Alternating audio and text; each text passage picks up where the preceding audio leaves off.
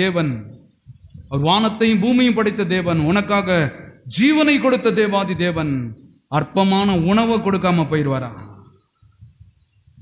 இப்படி ஒரு அற்புதத்தை எல்லாம் செஞ்சுட்டு இன்னொரு பாருங்க, அங்க பேதுருவை பார்க்கிறாரு.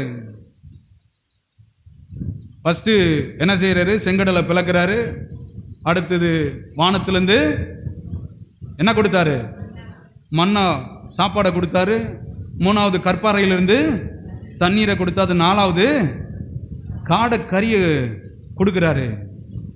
பாருங்க, ஒரு முறை பேதுரு போட்டில் இருக்கும்போது இயேசுநாதர் தண்ணியில் என்ன பண்றாரு? கடல் மேல என்ன பண்றாரு? எத்தனை பேர் அப்படி நம்புறீங்க நீங்க? ஏன்னா காற்று பலமா இருக்கிறது, கடல் கொந்தளிக்கிறது. சீசர்கள் எல்லாம் பயப்பட்டு இருக்கிறாங்க. இயேசு சூழ்நிலையை காலுக்கு கீழே வைத்து கடல் கொந்தளிப்பை, இயற்கை சீற்றங்களை தன் பாதத்திற்கு கீழாக வைத்து அதை மிதிச்சிட்டு நடந்துட்டு வராரு. நான் சொல்லுகிறேன், வறுமை என்கிற பசி, பட்டினி, கடன், வியாதிகள் உங்களை முழுகடிக்கிற மாதிரி இருக்கலாம். ஆண்டவரை கண்டவர்கள், மகிமையின் தேவனை கண்டவர்கள் சூழ்நிலையை தூக்கி காலுக்கு கீழே வச்சு இயேசு கடல் மேல் நடந்து வந்த மாதிரி என்ன பண்ணுவாங்க? பிரச்சனை மேல நடந்து வருவாங்க. இவங்க பிரச்சனையை காலுக்கு கீழே வச்சு நடக்கிறதுல தூக்கி வாயில வச்சுட்டு இப்படி பண்ணுது, அப்படி பண்ணுது, இப்படி இருக்குது, அப்படி இருக்குது, என்ன ஆயிருமோ ஏதோ. சர்ச்சுக்கு வந்தே வேஸ்ட். உண்மையே சொல்றேன், புரிஞ்சுக்கலன்னா பல வருஷம் வந்தாலும் வேஸ்ட் தான். அதனால தான் நான் என்ன பண்றது, நல்ல ஆவிக்குரிய வாழ்க்கையில் இருக்கிறவங்களோட கம்யூனிகேஷன் வச்சுக்க விரும்புறது. ஏன்னா இவ்வளவு போதிச்சும் ஆகாது போகாதுன்றதோட வச்சு என்ன பண்ற? கோயிலுக்கு ஒழுங்கா வரணும் இல்லையா? அப்ப நடந்து வரும்போது பேதுரு பார்க்கறான், பயப்படுறான்.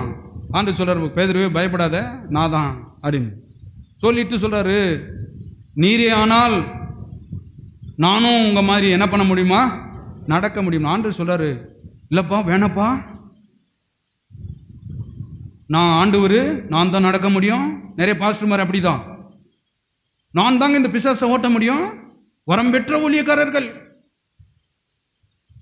கேரளாவில இருந்து வந்திருக்கிறாரு, அமெரிக்காவில இருந்து வந்திருக்கிறாரு. ஆண்டவர் சொல்றாரு, பேதுரு நீ இதை விசுவாசிக்கிறியா? வா அப்படின்னாரு. அவனுடைய பார்வை ஆண்டவருக்கு நேராக, அந்த மகிமையின் தேவனுக்கு நேராக இருக்கும் பொழுது அவன் பாருங்க சூழ்நிலையெல்லாம் காலுக்கு கீழே போட்டு நடந்துட்டு வரான் தண்ணி மேல. படகுல இருக்கிறவங்க நம்ம ஆளுங்களை பத்தி தெரியுமா தெரியாதா உங்களுக்கு? பாருங்க, யாராவது நல்லா தசம்பாகம் காணிக்க கொடுக்குறவங்கள பார்த்தா என்ன சொல்லுவாங்க தெரியுமா? எதுக்கு இதெல்லாம் நீ கொடுக்குற? நீ இதெல்லாம் தேவையில்லாத ஒரு விஷயம் தெரியுமா உனக்கு? இவங்களும் கொடுக்க மாட்டாங்க, கொடுக்குறவங்களும் செய்ய மாட்டாங்க. அந்த மாதிரி ஒரு கூட்டம் பாருங்க அந்த படகுல உட்காந்துருக்கு. பேதுருவே உனக்கு ஏதோ தலசனியம் சுத்திருச்சு, அவர் தான் நடக்கிறாருன்னா நீ முடியுமா? பின்னாடி பாரு, பெருசா ஒரு அலை ஒன்று வருது, என்ன ஆகும் தெரியுமா? அது உன்னை முழுகடிச்சிரும் அப்படின்னு கூட்டு சொல்லியிருந்தாங்க பாருங்க. அவங்க பேச்சை கேட்காத வரையிலும் நடந்து போயிட்டே இருந்தாங்க அழகா. இவங்க கூட்டு இதெல்லாம் சொல்லிட்டே இருந்தாங்க பாருங்க. பார்வை ஆண்டவர் மேல இருந்து எங்க போயிடுச்சு? அவங்க மேல போச்சு பாருங்க. உள்ள போறான் ஆளு. அப்பதான் சொல்றாரு, ஆண்டவரே நான் உள்ள போறேன்னு. ஆண்டவர் சொன்னாரு, அற்ப விசுவாசியே ஏன் சந்தேகப்பட்ட? சந்தேகப்பட்டால் கிறிஸ்துவ வாழ்க்கையில நடக்க மாட்டேன். எங்க போயிடுவேன்? மொழிகி போயிடுவேன். வாழ்க்கையில 2 படி இருக்குது. ஆபிரகாம் பிடித்த படியை நீங்க பிடிச்சிங்களன்னா அந்த விசுவாசம் என்கிற படி அப்படியே கீழே இருந்து மேல மேல மெல்ல மெல்ல மெல்ல மேல போயிடும். அவிசுவாசம் அப்படியே எப்படி கழுது மாதிரி இருந்து கட்டிரும்பா என்ன பண்ணிடும்? கரைஞ்சி வெளியே வந்துடும். அது அவிசுவாசம் செய்யற வேலை.